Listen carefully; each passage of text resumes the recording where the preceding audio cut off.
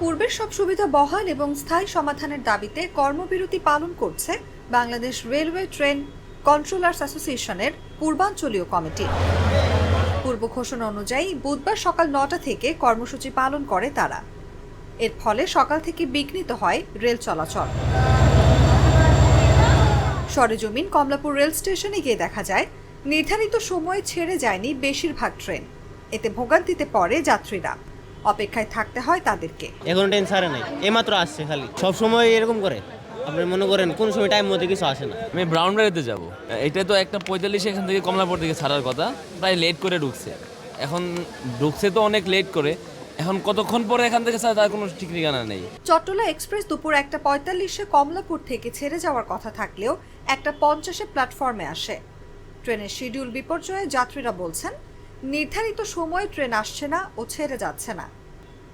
এতে করে ভোগান্তিতে পড়তে হয় তাদের।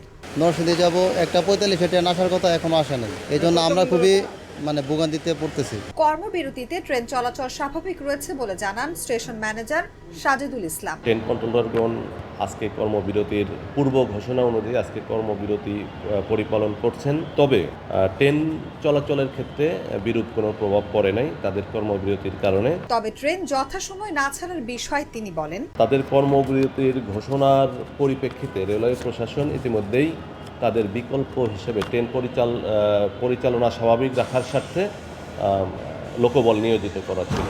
আমরা ইতিমধ্যেই আবহাওয়ায় শীতের আগাম বা শীতের প্রভাব দেখা যাচ্ছে। অনেক জায়গায় একটু ঘন কুয়াশাচ্ছন্ন আবহাওয়া ইত্যাদির দরুন ট্রেনটা আসতে বিলম্ব ঘটে। আর আমরা এখানে আশা করছি যে অতি দ্রুতই এটা আবার ঢাকা স্টেশন থেকে ছেড়ে যাবে।